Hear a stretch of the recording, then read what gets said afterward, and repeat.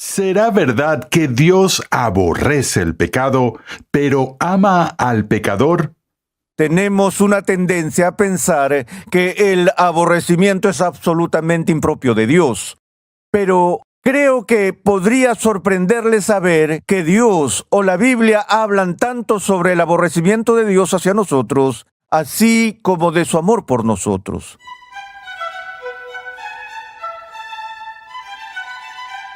Bienvenido a Renovando tu Mente con el Dr. R.C. Sproul, mientras continuamos con una edificante serie de enseñanza de 11 lecciones titulada Amados por Dios. En esta serie el Dr. Sproul explora la enseñanza bíblica sobre el amor divino y sus implicaciones para la forma en que debemos amar a Dios y a los demás. Recuerda visitar nuestra página web renovandotumente.org, donde podrás solicitar gratuitamente la guía de estudio de esta nueva serie. Estamos acostumbrados a pensar que Dios es incapaz de aborrecer a sus criaturas. Pero en este episodio veremos que no tiene sentido decir que Dios aborrece el pecado, pero ama al pecador. Dios no envía el pecado al infierno. Él envía a los pecadores al infierno porque son objeto de su ira.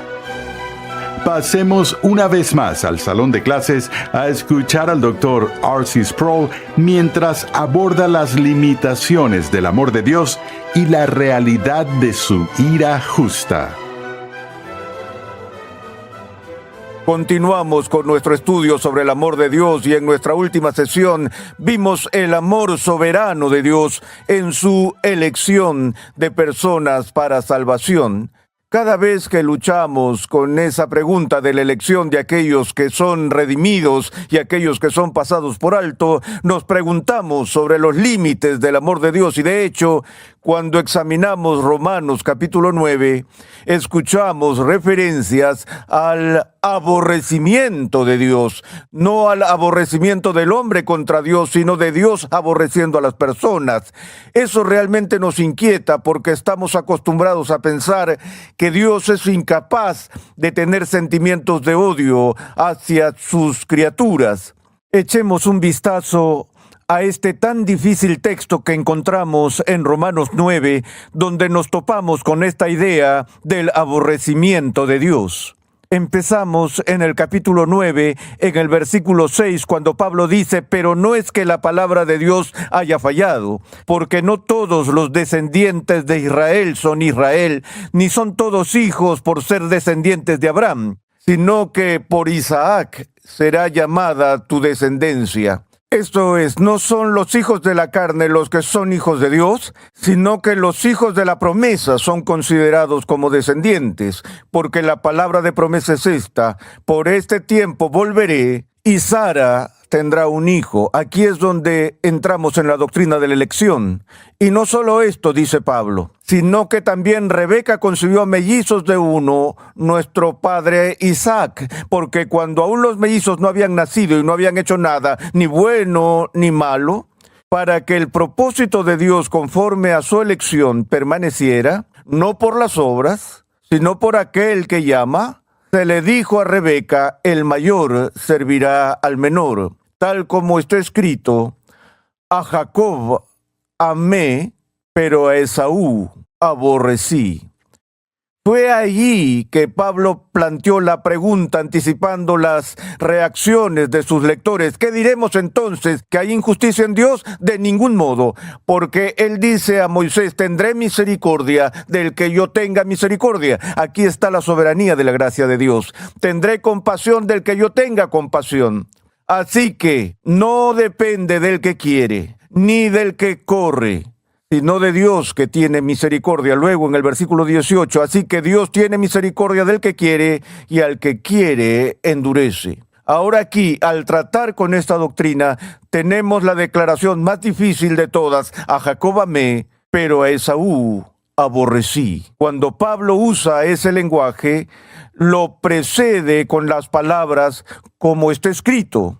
porque lo que escribe en Romanos 9 con respecto al aborrecimiento de Dios hacia Esaú es una cita directa del primer capítulo del libro del Antiguo Testamento del profeta Malaquías. Es ahí que leemos por primera vez el texto sobre Dios aborreciendo a personas. En el primer capítulo, les refrescaré la memoria y vayamos al primer capítulo, oráculo de la palabra del Señor a Israel por medio de Malaquías. Yo los he amado, dice el Señor.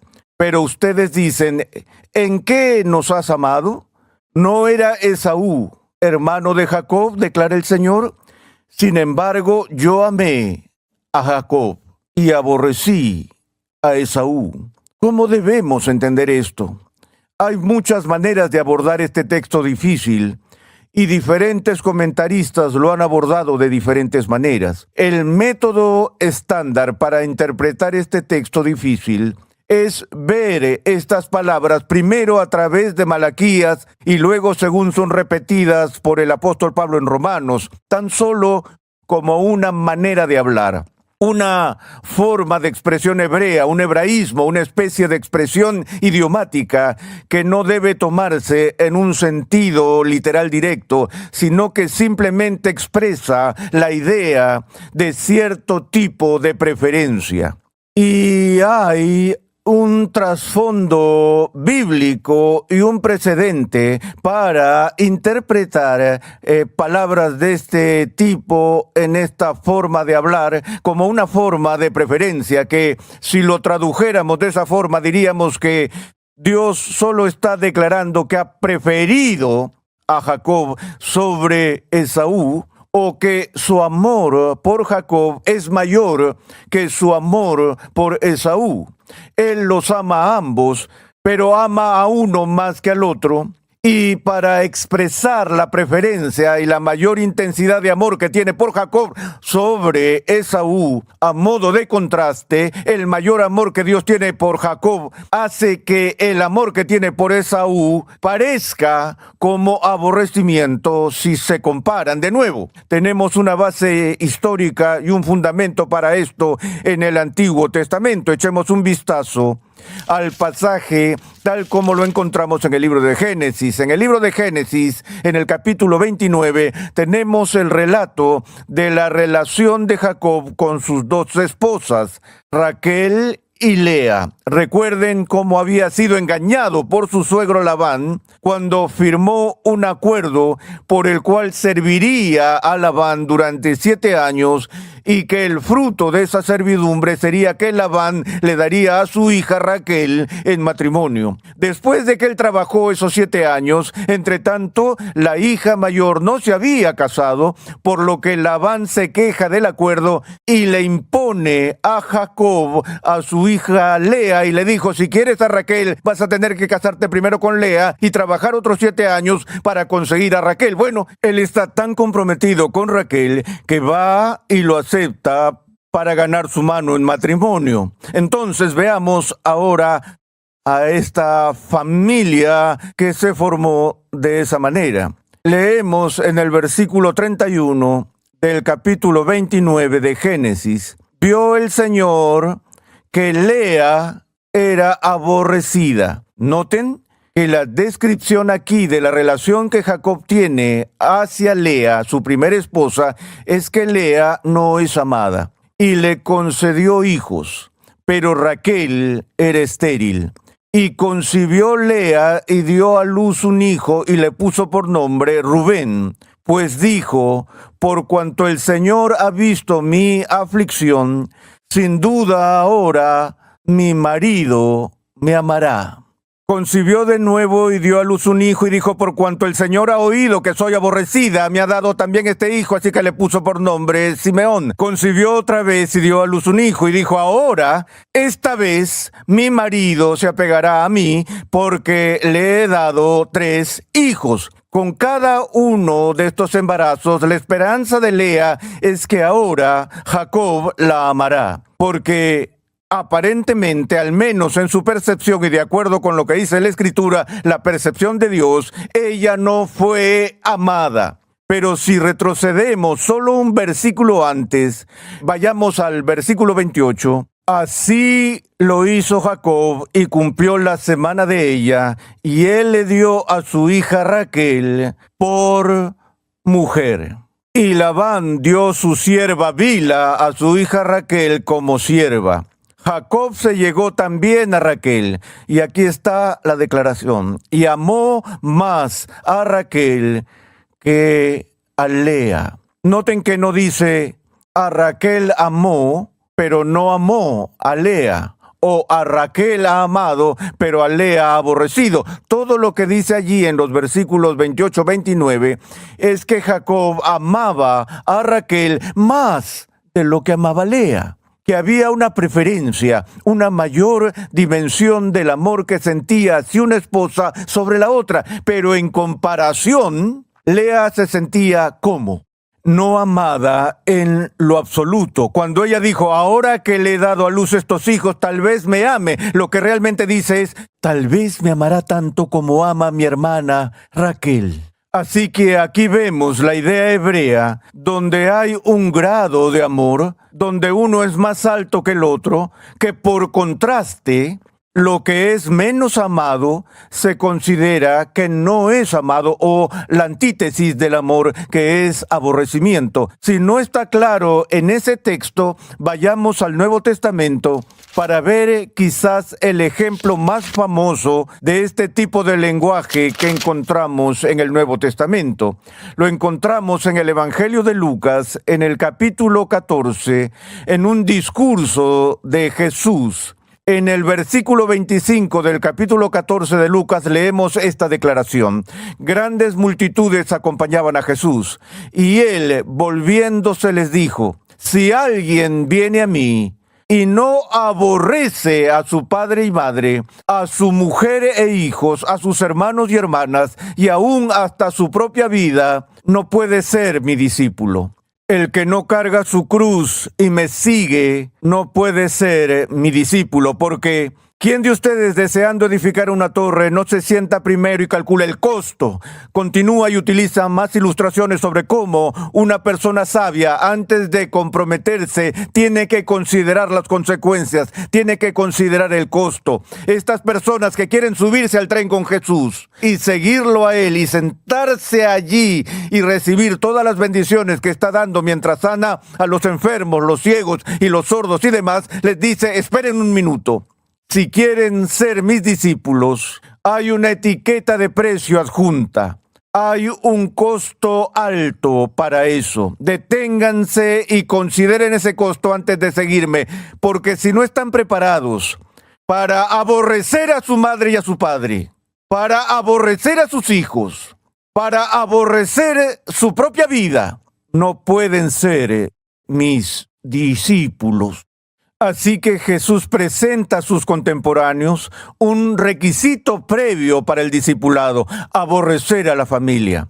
Ahora, este es Jesús, quien guarda la ley de Dios perfectamente a lo largo de su vida, que entendió claramente el quinto mandamiento de honrar al padre y a la madre, de amar al prójimo tanto como ellos se amaron a sí mismos. Nadie entendió la dimensión del amor que requiere la ley de Dios en la medida en que Jesús lo hizo. Quiere decir, literalmente, que si quieres unirte a mi grupo de discípulos, debes estar lleno de hostilidad, enemistad y aborrecimiento hacia tus padres. ¿Debes aborrecer a tus hijos? No, de nuevo, está usando este modismo hebreo de preferencia. Él está diciendo, voy a requerir tal compromiso de tu parte, tal devoción, tal amor, que si quieres ser mi discípulo, entonces se vería en comparación como si estuvieras aborreciendo a tus padres y aborreciendo a tu propia familia y aborreciendo a tus hijos y aborreciendo tu propia vida en comparación. Entonces, creo que entendemos eso. De hecho, cuando leo esto, nunca he tenido a alguien que se me acerque y me diga, ¿por qué Jesús, que se supone que es el amor de Dios encarnado, le dice a la gente que tienen que aborrecer a sus padres y aborrecer a sus hijos? Obviamente entendemos cuando leemos este texto que eso no es lo que estaba comunicando. Lo que estaba comunicando era la supremacía del amor que debemos tener hacia Él por encima de todo lo que está en este mundo, incluidos aquellos que más amamos aquí. Ahora, habiendo visto algunos de estos ejemplos en la Biblia, podríamos llegar fácilmente a la conclusión y decir, bueno, en realidad no nos tenemos que preocupar de que Dios sienta aborrecimiento hacia las personas o algo parecido a eso. Tenemos una tendencia a pensar que el aborrecimiento es absolutamente impropio de Dios. Aquello que las Escrituras enfatizan una y otra vez es que aun cuando éramos pecadores, el amor de Dios era tan grande hacia nosotros que incluso entonces, aun estando alejados de Él, su amor venció nuestra hostilidad. Por lo tanto, no debe haber ninguna hostilidad en Dios. Pero creo que podría sorprenderles saber que Dios o la Biblia hablan tanto sobre el aborrecimiento de Dios hacia nosotros, así como de su amor por nosotros.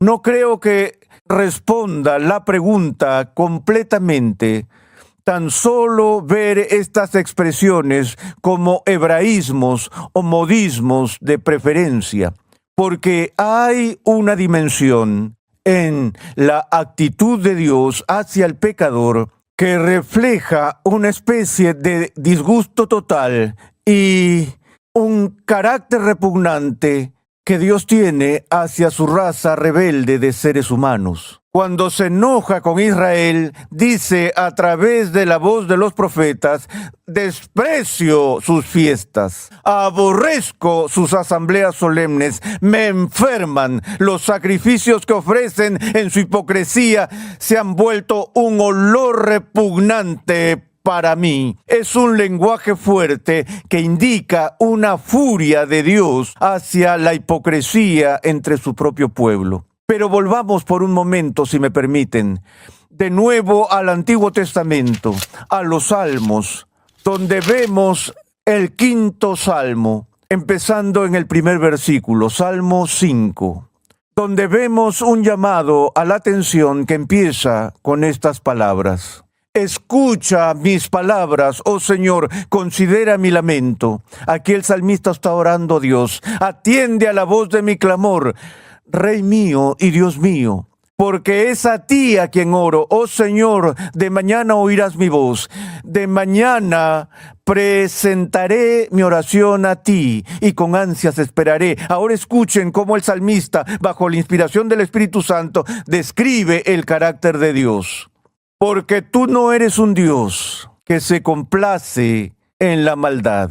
El mal no mora en ti. Recordemos la queja de Habacuc cuando Dios estaba tolerando el mal sin control y sin castigo en la nación y no podía entenderlo. Él dijo, Dios, tú eres un Dios que es tan santo que ni siquiera puedes mirar el mal. Es el mismo sentimiento que el salmista está describiendo aquí. Dice, los que se ensalzan no estarán delante de tus ojos. Aborreces a todos los que hacen iniquidad. Destruyes a los que hablan falsedad. El Señor aborrece al hombre sanguinario y engañador. ¿Ven eso? 2 veces en esta sección del Salmo, el salmista habla del aborrecimiento de Dios hacia los malvados. Aborreces a todos los que hacen iniquidad. Luego, aborreces al hombre sanguinario y engañador. No es que Dios esté un poco perturbado con la persona sedienta de sangre, con la persona que es un mentiroso y un tramposo y engañador. Es que Dios los aborrece. Eso es intenso. Creo que tenemos que tomarnos eso en serio. Ahora, siempre usamos el cliché. Dios aborrece el pecado, pero ama al pecador. Eso es una tontería. Dios no envía el pecado al infierno, envía al pecador al infierno, porque aborrece al pecador impenitente que se convierte en el objeto de su ira. La razón por la que luchamos con estas diferencias en las que por un lado la Biblia habla de la increíble dimensión del amor de Dios, mientras que siendo aún pecadores Él nos ama, y sin embargo por otro lado habla de que nos aborrece y que somos repugnantes ante sus ojos y Él no puede soportar siquiera vernos debido a nuestra iniquidad. Lo que esto dice por encima de todo, señores y señoras, es que hay un límite para el amor de Dios. No podemos entender el amor o la actitud de Dios hacia su creación caída como algo que es exclusivamente de amor. Porque la Biblia atenúa la exaltación de la majestad trascendente del amor de Dios con estas advertencias del límite de su amor, más allá del cual hay ira divina y hay aborrecimiento divino. Sé que lo que estoy diciendo aquí va en contra del mensaje que se predica todos los días en nuestra cultura y en nuestra tierra. Hay un concepto que escucho todo el tiempo de los predicadores que nunca encuentro en las Escrituras, y es este concepto: el amor incondicional de Dios. Voy a explorar esto con mayor detalle en nuestra próxima sesión. Pero por ahora solo quiero decir esto. Primero quiero hacer una pregunta. ¿De dónde vino esta idea de que el amor de Dios es incondicional?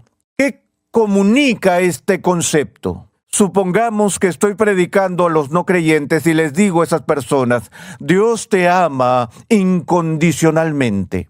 Ustedes saben que nos dicen en el seminario que cuando predicamos, no predicamos un sermón, predicamos 3 sermones. Está el sermón que la gente escucha, está el sermón que pensabas que predicabas, y luego está el sermón que realmente predicaste, y no son lo mismo. Entonces tenemos que entender eso. Me pregunto, ¿qué escucha esa persona impenitente e inconversa cuando escucha un sermón y escucha este anuncio? Dios te ama incondicionalmente. Déjenme decirles lo que escucha.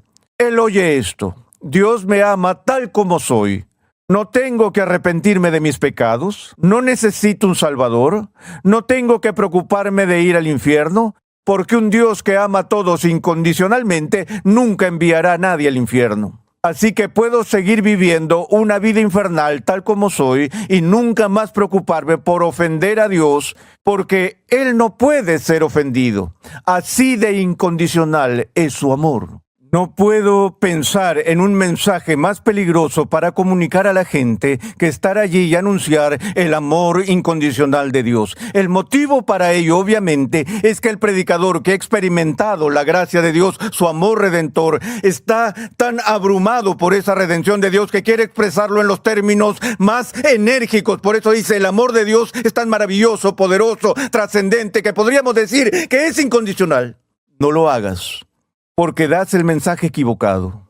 Dios ha puesto una condición absoluta sobre la salvación de cualquier persona. Esa persona debe abrazar a Cristo por fe y confiar en Él y solo en Él, o esa persona solo conocerá la ira divina para siempre. Ahora, hay un amor que viene de Dios, que llega a todas las personas, que es diferente de su amor salvador. Es ese amor que exploraremos en nuestra próxima sesión.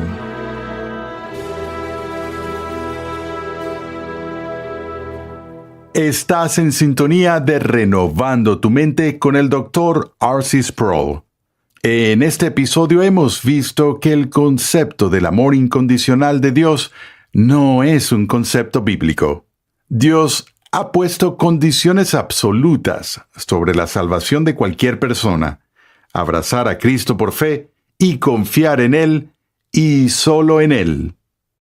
¿Quieres profundizar en tu conocimiento de las Escrituras? Conexión Ligonier permite a cristianos en crecimiento estudiar en línea gracias a una amplia biblioteca de cursos interactivos en video impartidos por el fundador de Ministerios Ligonier, el Dr. R.C. Sproul, y otros destacados pastores, teólogos y expositores cristianos.